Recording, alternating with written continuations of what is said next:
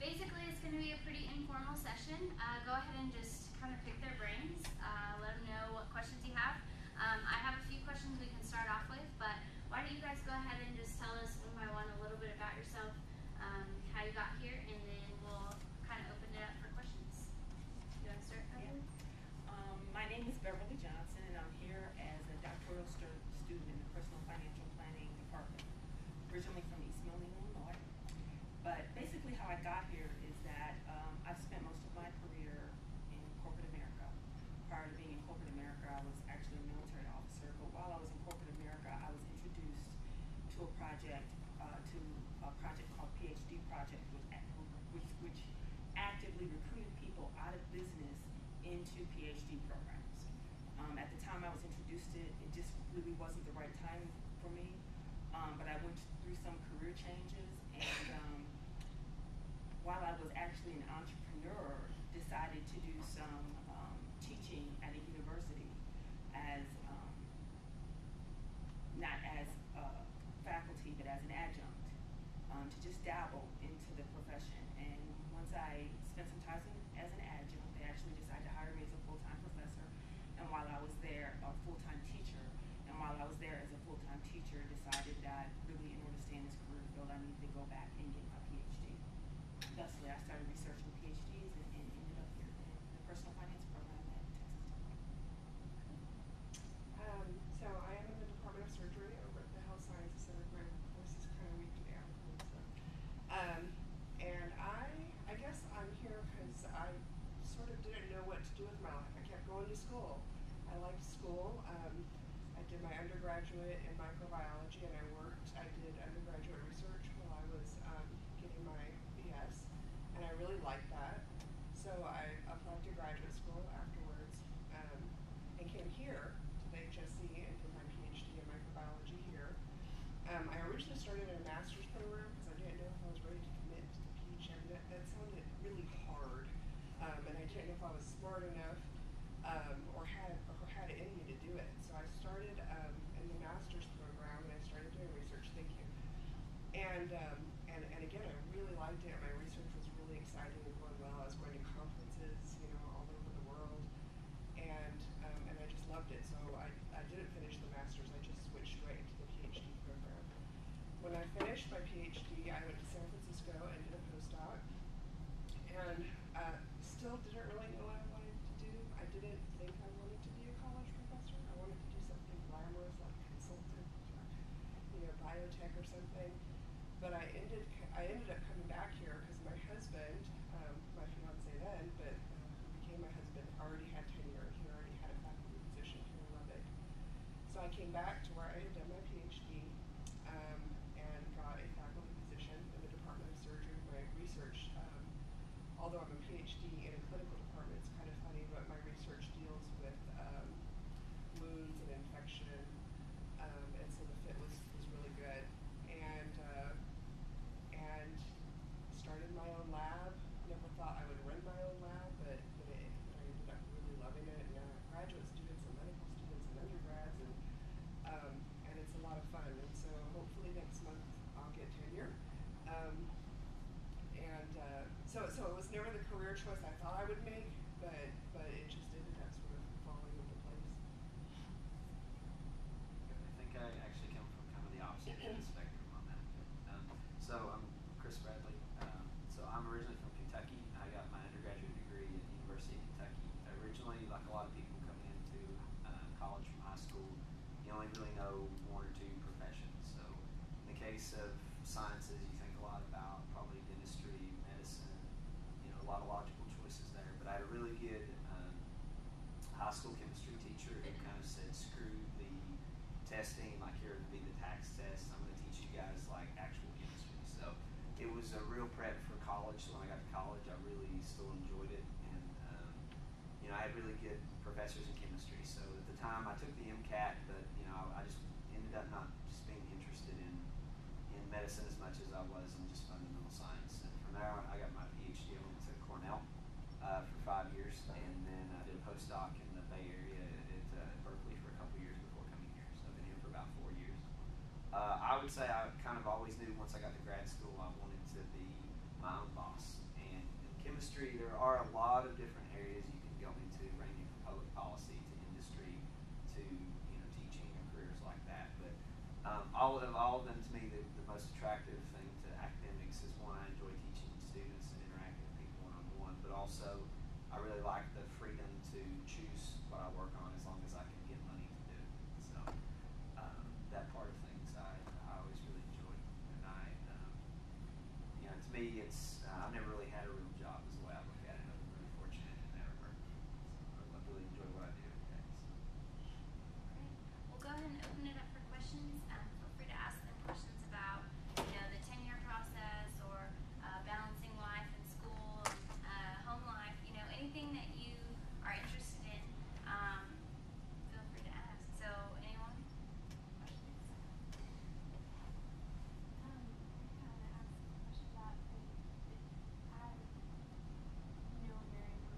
About the whole process of the tenure process, the interviewing process,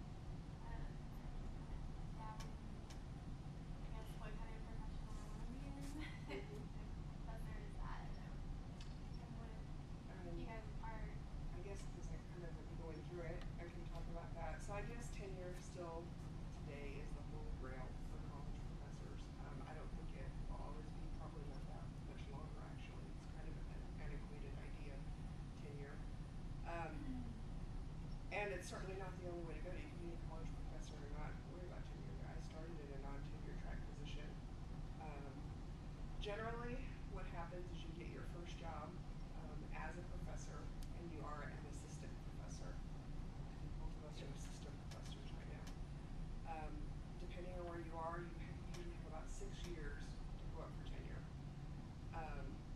And hopefully in that 6 years, at least in really research-heavy institutions, you will have gotten external grants for your research. Hopefully a few of them. You will have published quite a bit. You'll have given prestigious talks and maybe written books, and I mean it just really depends on your field. But if you've done all those things, you go out for tenure, you get tenure, you usually get a promotion at the same time. And essentially what that means is that you have a bit more job security. What it used to mean is that you were sort of given the freedom to do whatever you wanted at that point. No one could fire you, and you really had academic freedom. So you could sort of, research anything you wanted to. I don't think it means that really anymore. And even though you get tenure, and it does make it a little harder for the university to say, lay you off or fire you, you're still subject to post-tenure reviews, and you still have to perform well in your job and get grants and teach well and do all of those things. So I think a lot of people are questioning what it really means, and I think we'll probably start to see it kind of go away. But right now, I think it's still what we all kind of strive for.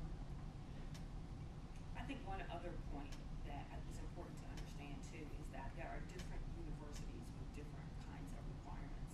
There are universities out there that are more teaching universities that don't require you to do as much research, and there are universities out there that are research intensive with not as much teaching. So as a doctoral student, you get to make some choices of where's your real interest, teaching or research. That's true. So I think the biggest sort of decision you would make if you say, I'm going to be a college professor, are you going to teach at an undergraduate institution like Texas Tech? If you do that, you'll probably teach a lot. You'll teach hundreds of students, give lectures. Or are you going to be at a very research intensive, maybe a professional school, medical school, dental, whatever, which is like where I am. I teach very little, but I have, I'm expected to do pretty high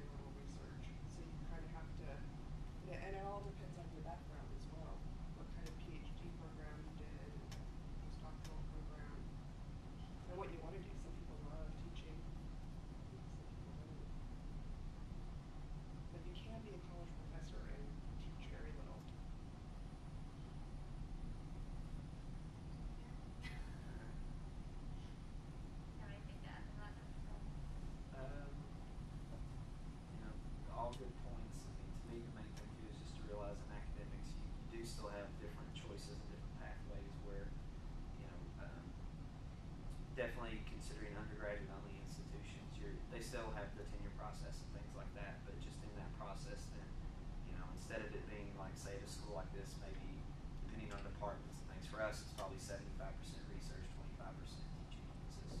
Whereas in an undergraduate school, it may be more 75% the teaching aspects and the metrics of that versus 25% research. So, I mean, the nice thing is you have a lot of time in graduate school to really kind of figure out what you're interested in. And I mean, a lot of people I've known too have went into industry for a while, and ultimately then they migrate back to academics. And a lot of that, I think, is just the ultimate idea of academic freedom, even in your classes. I mean, no one tells me when I teach even a general chemistry class exactly you must do X, Y, and Z. You still have a lot of, it's kind of limitless. And that to me is what draws a lot of people, myself included.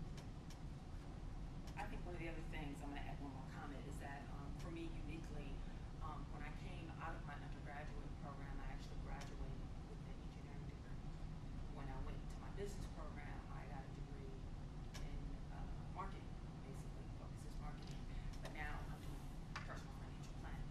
So I've run a gamut of just educational emphasis as far as where I've gone with my career. What are all those emphases again? Research interests or department? So I am a microbiologist. I'm in the surgery department, so my research is on infection, especially wound infections. I'm in personal financial planning. I'm in chemistry, and we look at trying to take petroleum oil and use it more usefully than just burning it. So. And just because I'm sort of studying more or less a different spectrum, kind of just way on the other side, I was wondering, is it kind of different for different, like, if y'all are more mathematical, or if they're more language and structure as far as that goes? Is it the same process? So there's a lot of things that are going to differ with different fields. I can tell you a couple of things. Some fields, it's much harder to get a faculty position. It's much more competitive. I think typically if you're in the hard sciences, chemistry, math, science, those jobs might be a little bit easier than the humanities. There just seem to be a lot more people trying to get those faculty positions. The pay is better in the sciences and in the arts typically. The pay is also different at undergraduate institutions versus professional schools. So those are all kind of things you have to consider. And what's required for tenure is very different. What's required to be competitive to get a position is very different. So I mean, if it's something you're considering, you definitely need to talk to a lot of professors in your field and say, what did you do? What kind of things did you need to have? I just received my master's in communications. I'm obviously working here, so I'm not PhD track. But I will tell you that one of the main differences as far as tenure is the amount of grant money that you earn. A lot of times, especially like communications, the grant money is a lot less than it would be in sciences, engineering, mathematics. And so if you can obtain a grant in the soft sciences or in the humanities or social sciences, it goes a lot farther than it would in the hard sciences. I don't know specifically as far as foreign language for tenure track, but I know that the education level is pretty consistent. You'll have to have your PhD, obviously, if you want to go the tenure track.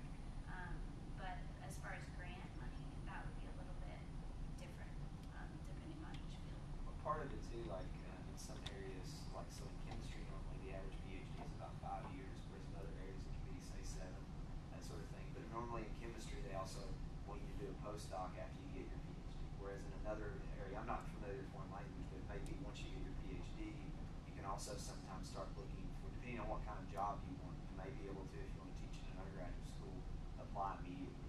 Why don't you explain kind of the postdoc? Because there's probably some people here that aren't familiar with that. Okay, Yeah, sure. I have no idea what that Okay. So all it is, I mean, the way I look at it, at least from my perspective, is it's an apprenticeship apprenticeship and you're trying to establish a track record. So during your PhD in sciences, you're going to get hopefully a fairly significant number of publications that shows with your advisor you can do successful independent research. But a lot of schools as an academic want to make sure you kind of do that again. So instead of just going directly out of your PhD, that very rarely happens, at least in the sciences. I know maybe like 5 people in my area in the U.S.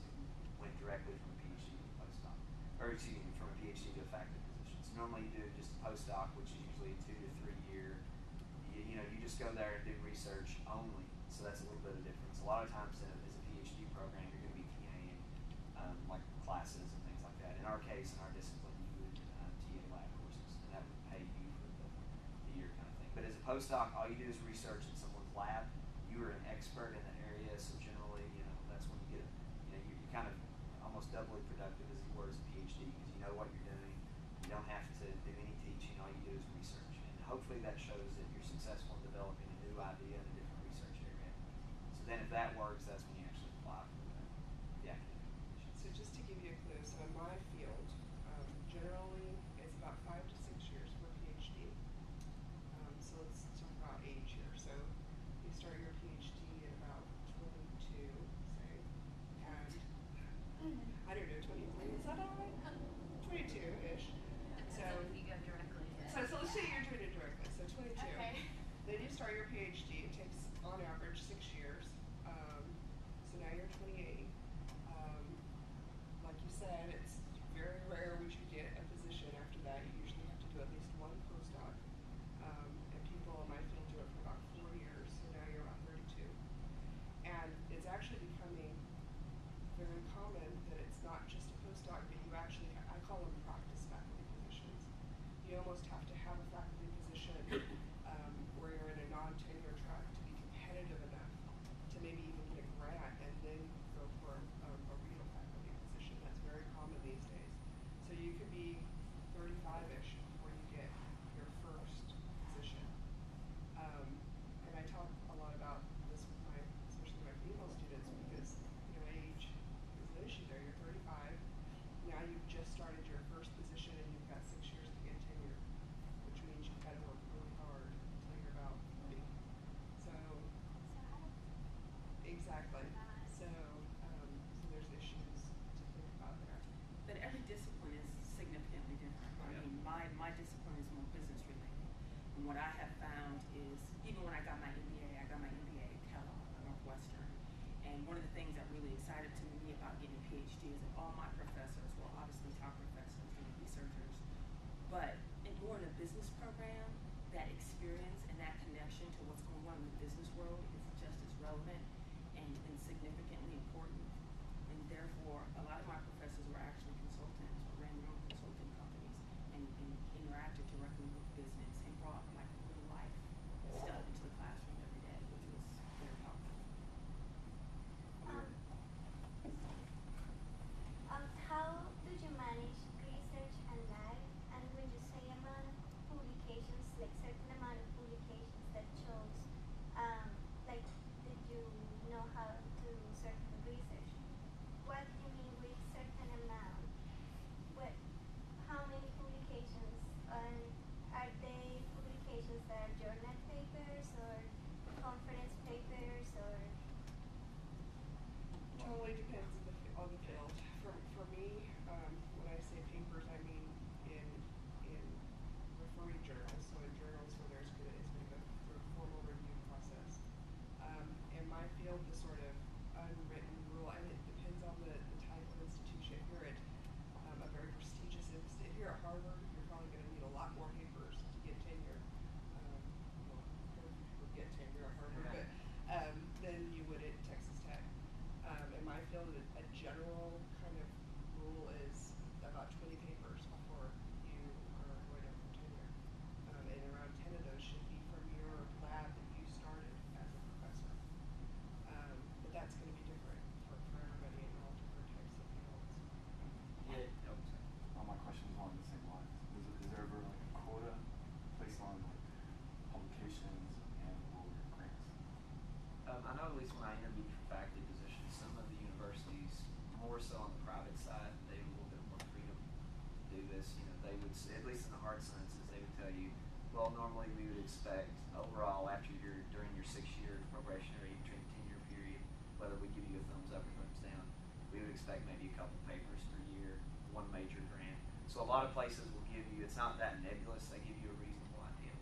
Along the lines of when you're actually a PhD student, it can also vary a lot even in an individual science. So for instance, some research groups, and there are a lot of different types of publications. You have these rapid communications that are short, sweet, and to the point.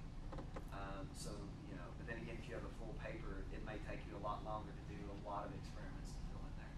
So it's not just like to say, in chemistry, you have to have 5 papers before you can graduate. It's more kind of on an individual basis. Did you do a couple of really in-depth studies and then maybe a couple of short ones, and that's adequate. Normally, at least with chemistry, it's you kind of, at least how I'm approaching it with grad students is when a person leaves the lab, it's more they need to be an independent scientist. It's less about, did you publish 10 papers, did you publish 5? But, in part of, a lot of the stuff in the beginning, say you get into a lab, you don't know what you're doing, you got to be trained, and along those lines, you're usually working on a project that the advisor really has a lot of say in. Whereas by the time you get out, you're independently thinking about your ideas, things like that. Ultimately, you're probably ending up on a project then that you have a lot more say in. So when you get to that level, and normally it does take, it's a few-year process sort of thing. That's why it does take so long. But, like for our discipline, usually 3 to 4 significant publications will get you a PhD. And then, she was saying, as an independent scientist, my department at least tells me they would expect over 6 years, maybe 2 or 3 publications a year. So, probably between 12, around 12. And then for us, funding is more important, unfortunately. Like that's just the nature of the game. Did you have to be a primary either of those publications, or had to be a secondary either? It can vary there. If it's a really in-depth study, you may be a graduate student coming in on a project that's almost finished, but then you spend your first 6 months working on it. So like if you put intensive time to it, your advisor will know that, and I think take that into consideration. So it can vary a lot of discipline. If it's more, at least in my experience in chemistry, normally you maybe have like 4 total authors, but on some papers, if there's a lot of collaborators, you may have, say, 15. So there, it may really depend. Just because you're an author doesn't mean you were the primary contributor. But for us, normally a first or second author is a significant contributor. So you are rarely ever going to, in a PhD, in a postdoc, in a faculty position, rarely is anybody ever going to sit down and say, okay, you have to have X number of papers, you have to have this. It's a little bit more nebulous, but the fact is the more of all of those things you have, the more successful you're going to be. If you're a PhD student and you manage to publish 10 papers while you're a student, you're going to get a better postdoc. And then if you do well in your postdoc, you're going to get a better. So just all of those things.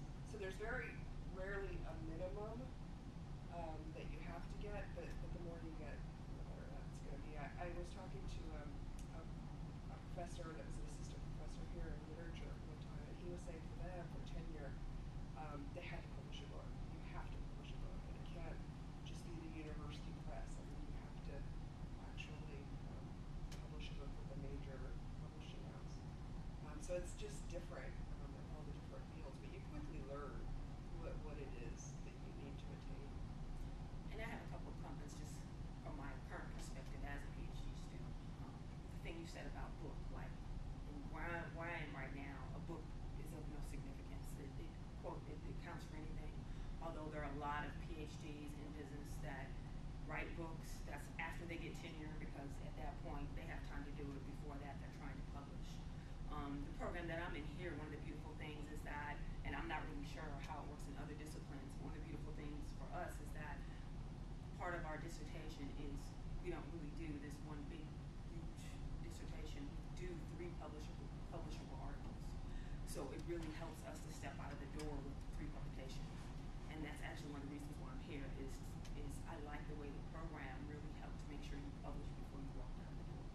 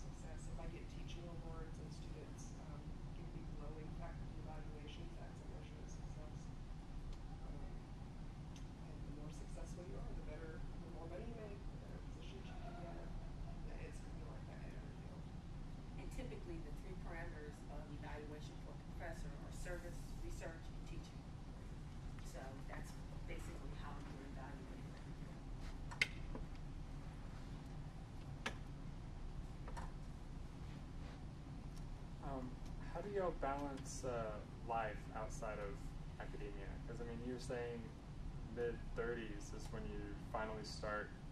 I guess you get your first job and put your degree to use. What do you do to make sure everything else doesn't fall behind and you're like the only person there whenever you get to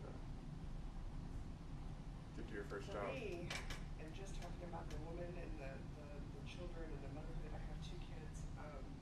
For me, and I tell all of my female students this, the most important thing is to have a very supportive spouse. And it's essential. Because if the person you choose to share your life with is not going to pick up the slack when you have a deadline or when you've got to fly to DC to do a review panel, it's never going to, you're not going to be successful. You've got to have someone who's willing to back you up 100%. And so for me, both of us are professors. So we have flexibility. I can leave the office and come up here and talk to you guys. I don't have to do my clock in at 8 a.m. and clock out, So there is a lot of flexibility. So for balancing it, it's just relying on my spouse to take up the slack, and then when he's busy, it just goes back and forth. And you just fit it in. I mean, if having something that's important to you, you're just going to fit it in. I have colleagues that travel probably half of the year. They're on the road and they're doing talks all the time. I won't ever be that person. I don't want to be away from home that much, so I'm selective on what meetings I'll go to and where I'll travel, and it's just priorities.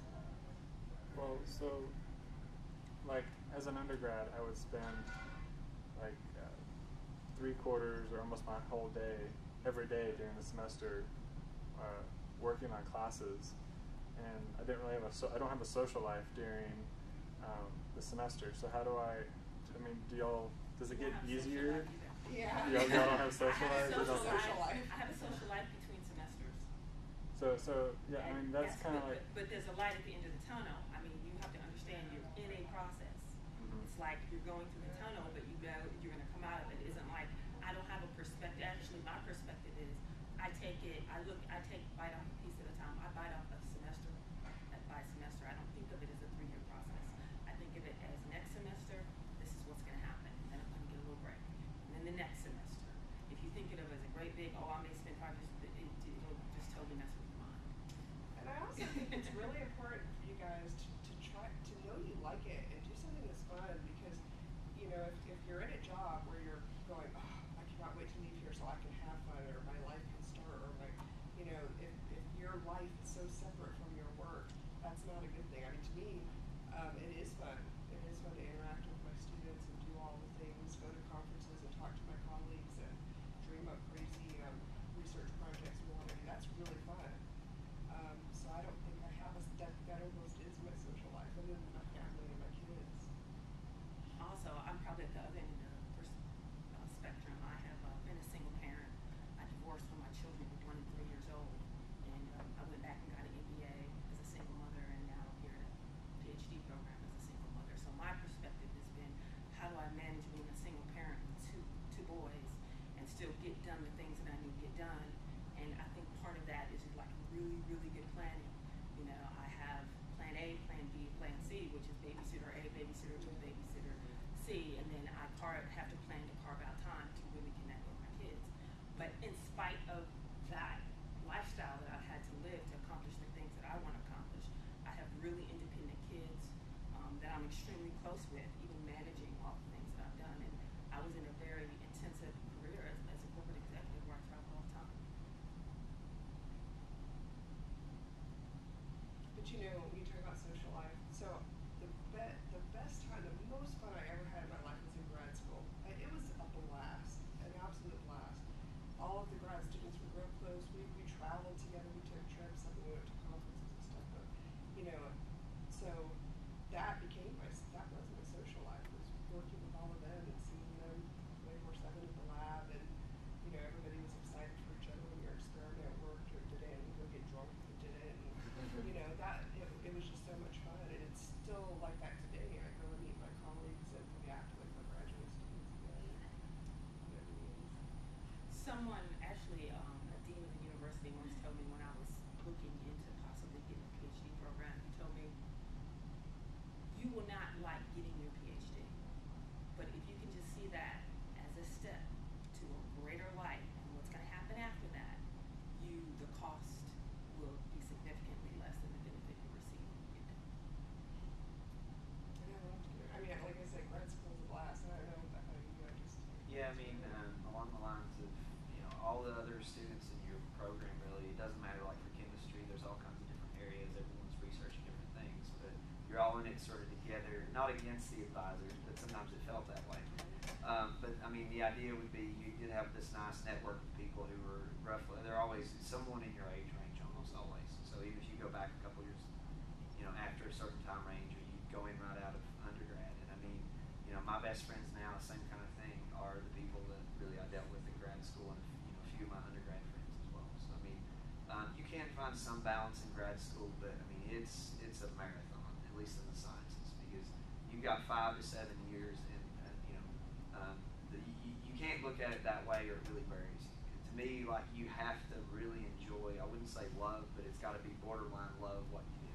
Because if you don't, there's going to be days or even a few weeks where things don't work. You get frustrated, and the only reason, like, you come back in is because you really, enjoy ultimately the ultimate goal you're working on, or, that has to keep you going. Like, the thing I see in the sciences sometimes is people occasionally get into the PhD programs for the wrong reasons. And by that, I mean maybe they're just delaying, maybe getting into the workforce, things like that. And, at least in the sciences, usually in grad school, that just, the person gets chewed up, and then, unfortunately sometimes they have to leave, kind of thing. But normally, I mean, even at top grad schools in the sciences, over 3/4 of the people or more even end up being successful and end up getting through. And it's because they knew coming in, they really enjoyed whatever they were going to work on. And you got to have that starting out. And if you don't, then you have problems. And you also have to understand that you have to want it, because the attrition happens. I don't, just getting in is not staying in. My cohort, I think there were 10 of us that started, and I think there were 2 of us that left. So the attrition rate was extremely high. And it wasn't because they were kicked out. It's because they came in and, I'm not going to make testimony as to why, but it wasn't because they kicked out a lot. Okay, some of them were, but some of them more of them left on their own and just made a decision that they didn't want to be there now, and do the work as opposed to not capable. So you have to really want it. I kind of think about it like the SEAL training. I don't know if you guys have seen some of the things where to quit, you have to ring the bell. At grad school overall, don't get that impression. But it's more, a lot of people come to the decision that if it's either right for you or not. And by going through a semester or two, significantly whether it is or not. Now, the good thing in the sciences, at least, is normally the step to get to your PhD is you normally defend to get a master's after your second year. So what we always found is typically people, after that first year, you really make the decision, is getting the PhD the right decision or not. And then at that stage, you have a year invested, but then you at least get a return if you do decide just to get a master's, because then you can still do a whole lot of stuff with a master's degree in the sciences. For example, you can still teach at certain types of universities and colleges. I mean, you still have a lot of options, but normally, at least in the sciences, from my perspective in chemistry, it's an individual's choice. It's not that some people can't meet the requirements, but often it's more, I could meet the requirements, but I'm just not into what I'm doing. That's why I think undergraduates are just so great. Yeah, To yeah. just get in the lab and see if you like it at all. Some people hate it. They're just, they're really people persons, and they want to, they can't stand the thought of working in the lab sometimes by yourself all the time.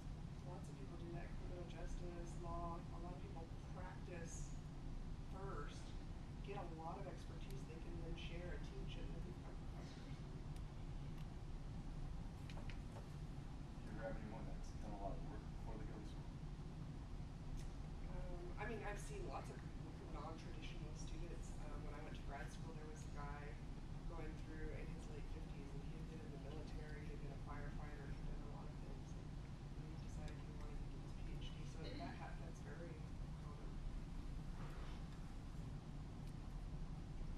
Have you already, do you have to get your master's? I did it. Like I said, I started in a master's program, but realized that I liked it so much, I switched to PhD. I think the rules maybe differ in the schools, I and was gonna say, depending on what your, field of study is, will be different. I know in like the humanities, you have to get your master's before you get your PhD, for the most part. I mean, there's exceptions, but for the most part, it's pretty, that's kind of the, that's kind of the road that you follow. Which is good if you're not sure that you want to actually get your PhD, because it gives you a chance to kind of get your feet wet. You try this master's thing out, in 2 years you get a degree, hopefully, and then if you say, okay, well I can put up with it for 2 years, but if I absolutely hate it, then I still have another degree and I'm done. I don't have to go back and get my PhD. the interesting thing about my field is most people do not get a master's. They go straight into PhD programs for one primary reason, and that's because you can't get, so in most PhD programs in my field, you get paid to go to school. You get a stipend, and it's not a lot. It's $27,000 a year, but you're paid to be there doing research, getting a degree. You can't do that for a master's. It has to be a PhD program. So a lot of people will just go straight into the PhD program so they can, get a stipend as well. You can be a TA, which is kind of what she's talking about. Right. Ours are RAs. So they're RAs, so research you have like assistants. research assistants or teaching assistants or graduate assistants, depending on what field you're in. And so, like I was a comm studies master's student, and so I TA'd, I taught classes, I led lectures, I wrote tests, I did all of that stuff, and they paid me to go to school. There's only a certain number of positions open per department, so that's kind of, it's like applying for a job, basically. And then I know in the sciences they have like research assistants, and they'll actually go in the lab and help the professors conduct their research. So it's a little bit different. Some programs you're not allowed to teach as a master's student. Other programs, like my program, I was teaching before I even attended a graduate student class. So it just depends on what your program is. Coming up from a comms major background, they assume that generally you can communicate well enough to teach. So they throw you in there, day one. But obviously if you're working with chemicals and stuff like that in the lab, it's going to be a little bit different. I know in the business school, typically what they do is they'll have master's students that will proctor tests and assist the professors, but they won't actually be on their own teaching. So it just depends entirely on what field you're wanting to go into. So. But if you come up with something while researching, how much of it belongs to the school and how much is yours? Yeah, so again, it's going to depend. You do have some amount of rights, but you don't own it. And usually neither does your professor. It's the university's, because it was discovered when you were working in the university lab. But they usually, I think it's usually 50-50, something like that. In chemistry, it's a lot less. Usually, it's about 10 to 15%. But normally, if you're the grad student, you physically, at least in the science, at least in our area, if you made the discovery as a grad student, you would definitely be on the patent. And I mean, then it just depends on is the technology license. If Dow licenses it, like it doesn't matter if it's 50% or it's 1%, you're going to be making some money on it. But it can depend, and every school is different too. Like a lot of private schools, like at Cornell, there's more 10, 15. At public schools, it can be a lot more too. I don't know a lot of people that get rich that way. Yeah. Honestly, a lot of academic stuff, more like the textbooks you guys buy, that's where the money really is. At least in the sciences, is writing a textbook or being on it and getting royalties off that. So there are a lot of ways. I mean, honestly, in academics, at least on the sciences side, you're not as well paid as if you go in the industry. You probably make about half what you could there. But it's a matter of then you don't have the freedom in a lot of ways. But then there are other ways to kind of recoup from that too. That's what I was going to ask. What if, let's say you don't get a big chunk of it, but what about, say you get paid for consulting or speaking based on what you founded? Do you have to